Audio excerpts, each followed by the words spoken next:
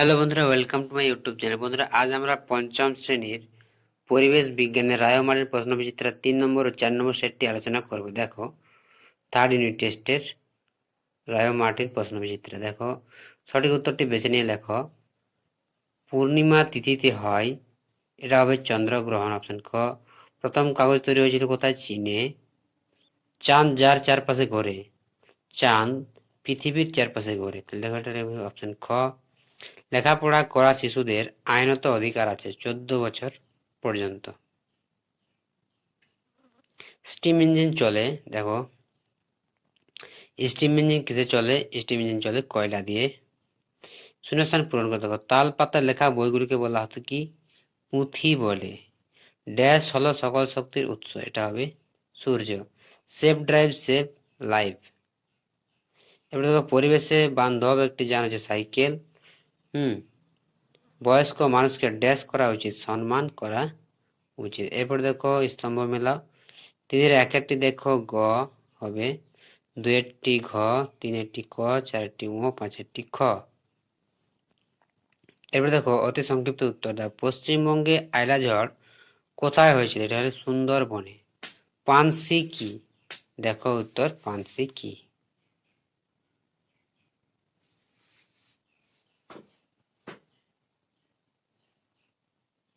দেখো,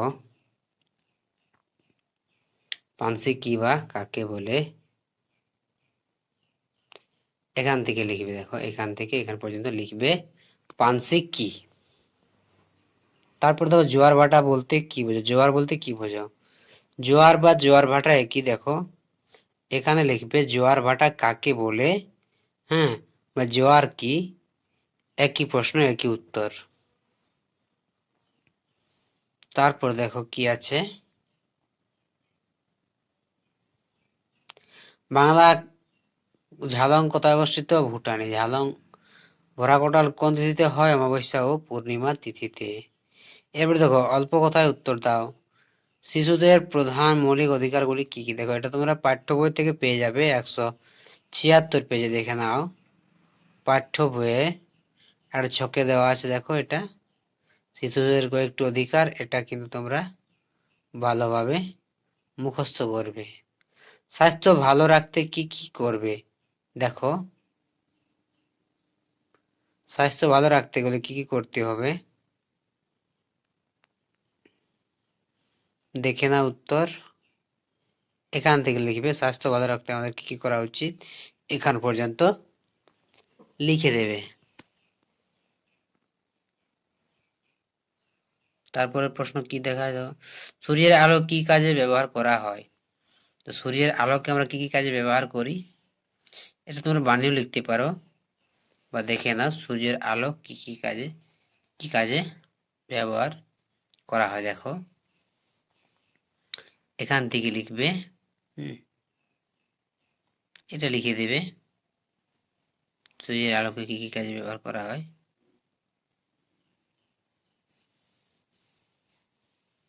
তারপর কি আছে দেখো, কয়েকটি জলযানের নাম লেখো। জলযান, নৌকা, লঞ্চ, জাহাজ। রাস্তায় চলার সময় কি কি সতর্কতা অবলম্বন করতে হবে? দেখো, এটা তোমাদের পাঠ্য বই 150 পেজে আছে, দেখে নাও। রাস্তা চলাচলের সময় কি কি সতর্কতা অবলম্বন করবে। দেখো, এটা এটা ভালোভাবে পড়ে রাখবে। এটা হয়ে গেল। এরপর দেখো, এটা হয়ে গেল। তারপর প্রশ্ন দেখো, প্রাচীনকালে মানুষ কিভাবে চলাফেরা করত? দেখো, প্রাচীনকালে মানুষ কিভাবে চলাফেরা করত দেখে নাও।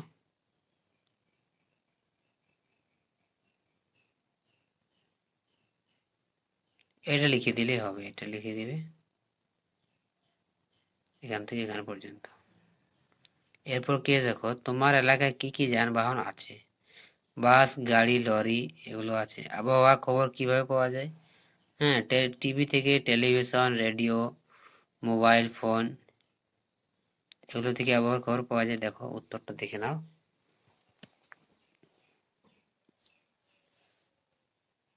দেখো এখান থেকে লিখবে এগুলো। হ্যাঁ, তুমি কি কি কি প্রাকৃতিক দুর্যোগের নাম জানো? কি কি ভূমিকম্প, বন্যা, আইলা ঝড়, সুনামি। সুস্থ সামাজিক পরিবেশ কিভাবে গড়বে? দেখো, সুস্থ সামাজিক পরিবেশ কিভাবে গড়বে, এখান থেকে লিখবে কিভাবে সুস্থ সামাজিক পরিবেশ গড়ে উঠবে। এটা ভালোভাবে পড়বে বা লিখে নেবে, দেখে নাও।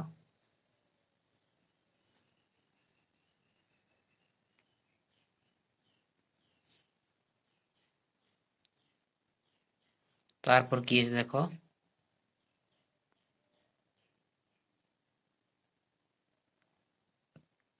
4 নম্বর স্কুলের পর দেখো, শূন্যস্থান পূরণ করো। কলা, পেঁপে, ড্যাশ কাণ্ডের গাছ। কি? নরম কাণ্ডের গাছ। বেশিরভাগ সময় মানুষ কি করে? ড্যাশ বাঘ মেরেছে, অকারণে বাঘ মেরেছে। কয়লা হলো পশ্চিমবঙ্গের প্রধান খনিজ। কয়লা, পেট্রোলিয়াম দুটোকেই বলে কি? জীবাশ্ম জ্বালানি। একটি জলবিদ্যুৎ কেন্দ্র আছে কোথায়? ভুটানের ঝালংয়ে। এরপরে দেখো স্তম্ভ মেলা দেওয়া আছে। হুম, 1 ও, 2 গ, 3 ঘ, 4 খ, এটা খ। এরপর দেখো ভূমিকম্পের সময় কি কি সাবধানতা নেওয়া দরকার। দেখো, খোলা জায়গায় আশ্রয় নিতে হবে। আর বহু ভবন বা উঁচু বাড়ি থেকে নিচে দ্রুত নেমে আসতে হবে, বাইরে চলে আসতে হবে। ভূমিকম্পে কি কি ক্ষতি হতে পারে?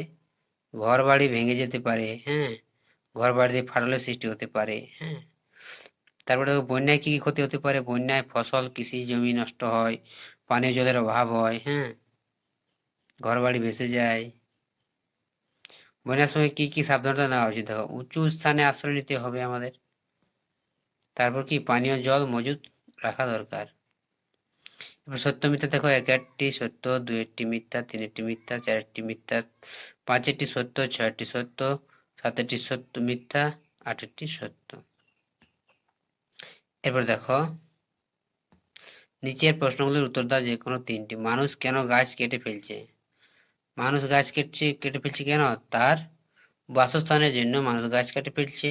দেখো, মানুষ কি করছে? গাছ কেটে ফেলছে, বাসস্থান তৈরি করছে, হুম, কলকারখানা তৈরি করছে।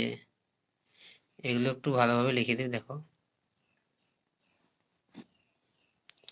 এটা দেখে দিলে মানুষ গাছ কাটা শুরু করেছিল কেন, এটা লিখবে। চাষের জমি তৈরি করার জন্য, হ্যাঁ, বাসস্থানের জন্য। তারপর কি আছে? রবীন্দ্রনাথ ঠাকুর যখন কবিতা লিখেছিলেন তখন এদেশে বাঘের সংখ্যা কত ছিল? দেখো, কয়লা কিভাবে তৈরি হয় দেখে নাও। উত্তরটা এখান থেকে লিখবে।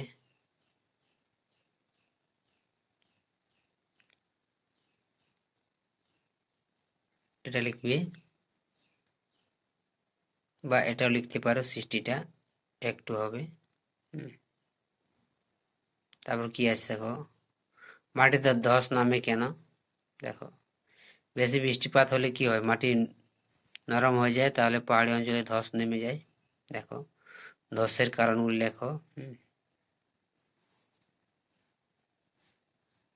এগুলো লিখবে,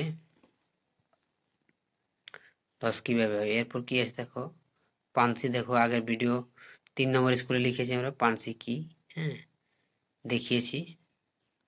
তারপর দেখো এখানে পূর্ণগ্রাস সূর্যগ্রহণ কাকে বলে? ছবি আঁকো। আজ দেখো, পূর্ণগ্রাস সূর্যগ্রহণ কাকে বলে? হুম,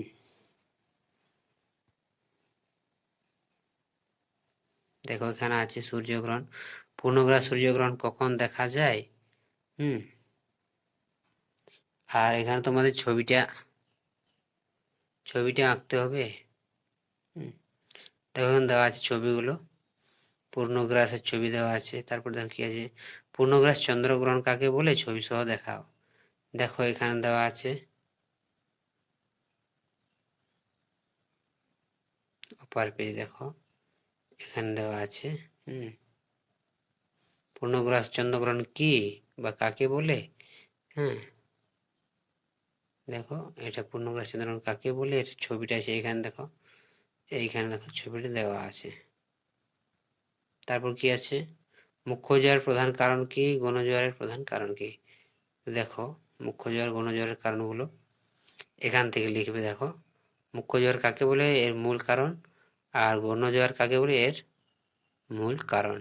এগুলো লিখে দেবে। তারপরে কি আছে দেখো, পরের প্রশ্নয়, অমাবস্যা পূর্ণিমাতে জোয়ারের জল বেশি বাড়ে কেন? দেখো এখান থেকে লিখবে, এটা লিখবে, এখান থেকে এখান পর্যন্ত। পরের প্রশ্ন কি আছে দেখো, শিশুদের অধিকারগুলি কি কি, এটা দেখিয়েছি আগে 3 নম্বর স্কুলে। দেখো কয়লার ধোঁয়া থেকে কিভাবে ক্ষতি হয়, অর্থাৎ কয়লার ধোঁয়ায় কি থাকে যা আমাদের ক্ষতি করে। দেখো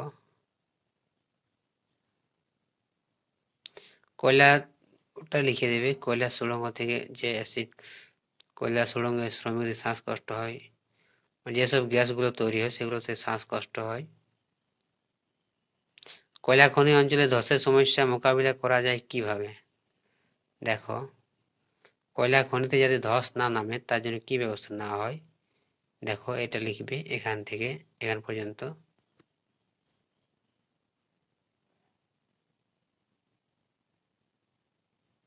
তারপর কি আছে দেখো, অপ্রচলিত শক্তি কোনগুলো, কিভাবে সেগুলি প্রচলিত হবে। দেখো অপ্রচলিত শক্তি কোনগুলো, দেখো অপ্রচলিত শক্তি কোনগুলো কাকে বলে, এটা কিভাবে এগুলো প্রচলিত হবে।